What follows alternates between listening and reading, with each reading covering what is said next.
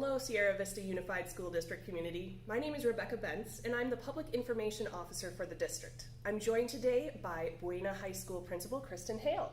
Hi, Kristen. Thank you so much for joining me today. Hi, thank you. So we've had a lot of activities and great back-to-school experiences in the last few days, but we've also had some interesting experiences, let's say. Yes, we have. So on Sunday night, we had actually a bit of a scary experience. Can you tell us a little bit more about what happened?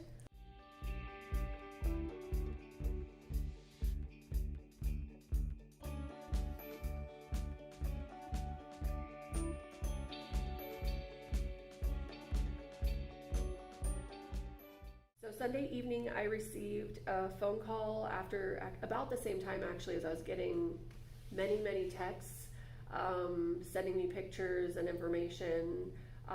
At the same time, apparently the PD was getting, Sierra Vista Police Department was getting that same information.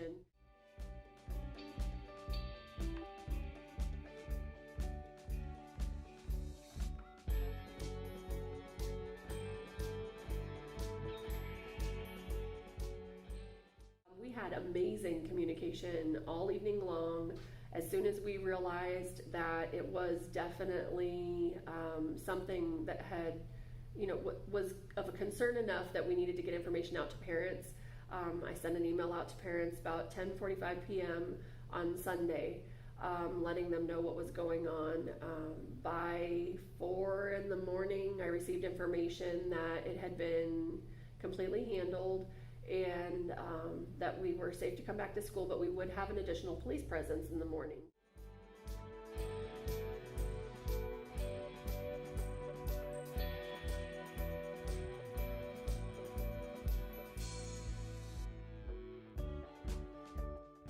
So at about 4:30, I sent an email out to all the parents letting them know that information, really trying to make sure that they had, because I knew it was viral, and I wanted to make sure parents understood that we knew it was going on, we were on top of it, and I couldn't be happier with the cooperation and the help of the Sierra Vista Police Department. They were amazing.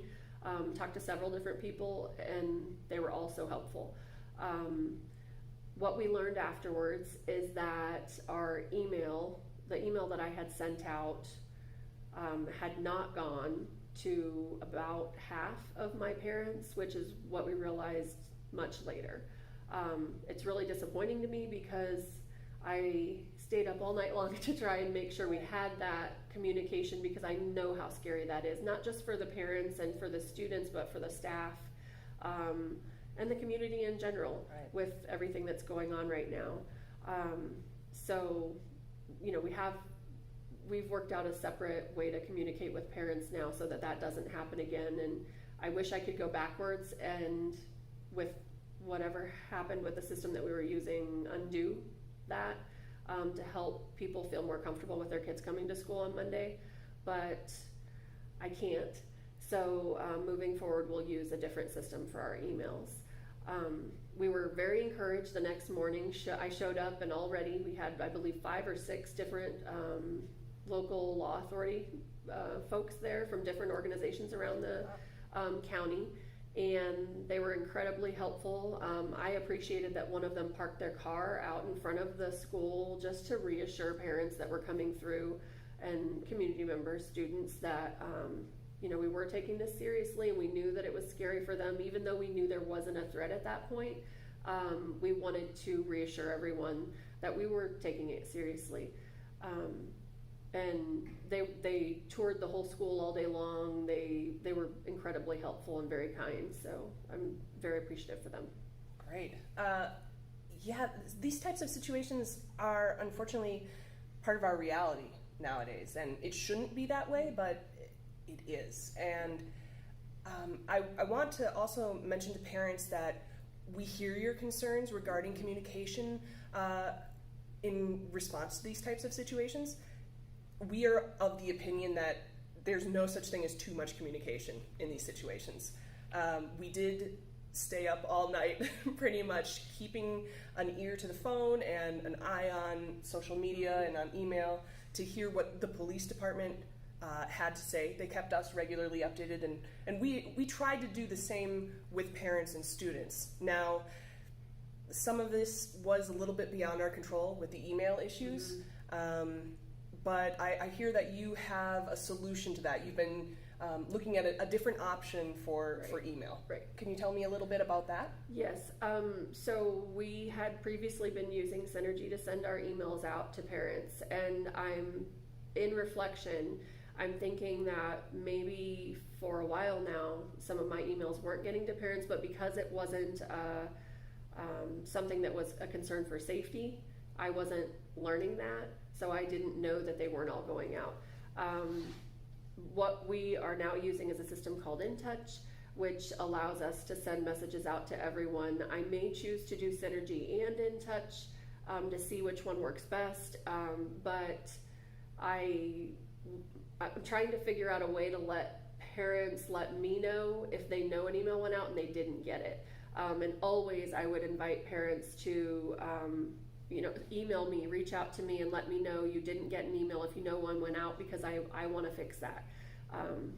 Communication is very important to me and to our whole staff. We want to make sure that parents know what's going on. So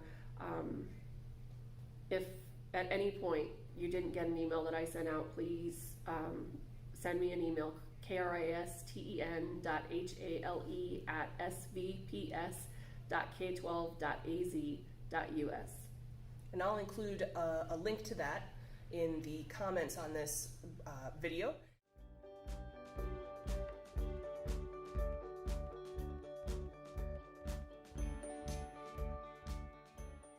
What do we typically do at the high school to keep our kids safe?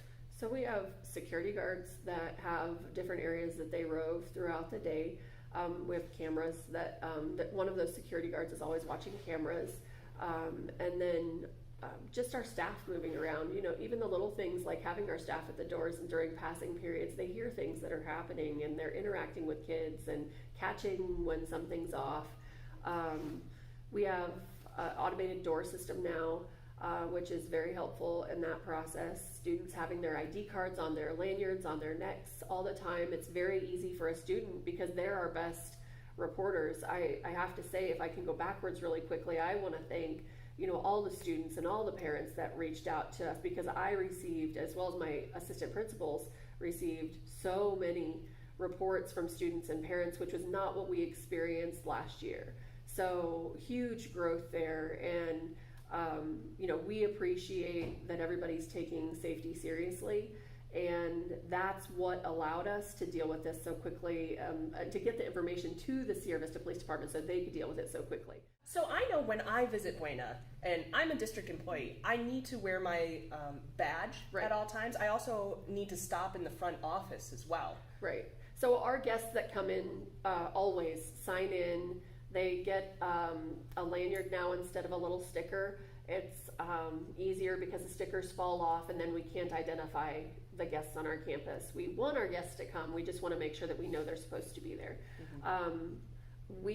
And for the students, it's no different. We want them to wear their ID cards so they can look and see someone and know they're not supposed to be here and report that right away. Right. We're just looking at all sorts of different things to make sure that there is reassurance in this day and age that we are keeping kids safe, and we always welcome ideas. If there's ideas that people have, by all means, we're open to them. Great.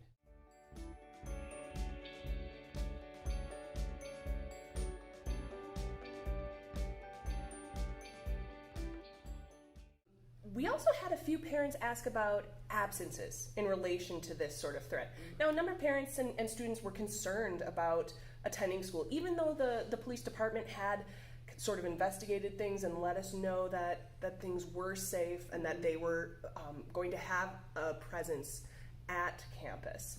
Mm-hmm. What do they need to know about absences in these sorts of situations? The state tells public schools how we do and don't do attendance. Essentially, our absences are reported to the state, and we can't exceed our 18 days in a year, essentially. At the middle school and high school level, it's more specific than that. It's 9 days a semester, because then they hit audit status. In other words, they have to appeal to get their credit for the class that they miss if they miss over 9 days. Obviously, there's so many studies out there that show that kids have to be in school to learn. And so this is the state's policy reinforcing that. Since the state doesn't differentiate between excused and unexcused, really just putting in an absence. Yesterday we had the final confirmation that that's how we'll move forward. An absence is an absence. Now, in the meantime, Synergy still has some drop downs that say excused and unexcused, so that might not look like that right now, but they'll be putting in excused from now on until we have just an absent drop down. So when parents call from now on, an absence is an absence, and they just know that there are 9 per semester, and at 9 they would have to appeal, the student would have to appeal the course that they're in, yes. And in those cases where a student is sort of chronically absent, the school is going to get in touch with parents about that. Is that correct? Yes, there are automatic emails that go home, our absence reports. If a student is absent, it automatically sends an email to the parent. And then also we would have a notification that they were in audit status. So parents would know that. Again, we always encourage parents to use Parent View. Parent View is the best way to stay on top of attendance and grades, and even really specifically click on those assignments that students are missing or had a great grade in, so they can give them, some reward, some great conversation about those things that they're working so hard on. Great. And I should add that in unique circumstances where there's a health issue or something like that, obviously that is a very different situation than a student missing, a day here and a day there. One of the things that we talked about as a leadership team as we worked through the attendance committee is missing 2 days a month would put you in that status. And even as administrators, we realized, that happens quickly and could sneak up on you. We just really want to make sure everybody knows that, a car accident that your child has been in is not going to make them be in audit status. That's a different situation, and we can help them get the work at home, things like that. But those unique situations that happen for health issues that are long, drawn out over a long period of time, sure, we can work with them on that. Great. That's great to hear.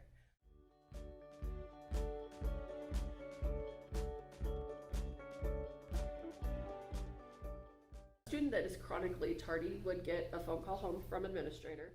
From our perspective in education, if you're not there for the beginning of the class to the end of the class, you're missing something.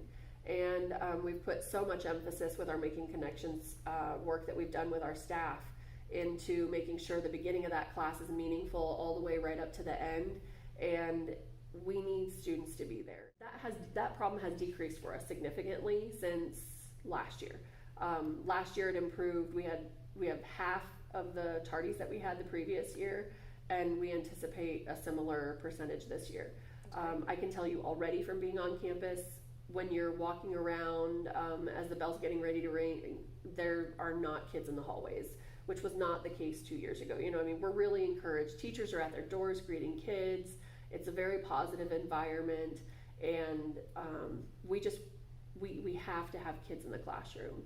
And I think everybody, when we just get down to the root of the issue, we need the kids in the classroom when class is being taught. We can all agree that that's where they should be. Great. I just want to let everyone know that we will be talking more about our push to improve attendance, and also reduce our tardies. And more information on that will be coming out at a later date, so stay tuned to Facebook, our website, your email, and other forms of communication. All right, so this was some really good info about that situation involving a rumor of a threat. We later found out that it wasn't an actual threat, but we appreciate all of the parents, the students, and the community members who reported that to the police department and also to district officials. Thank you for that, and thank you for staying vigilant.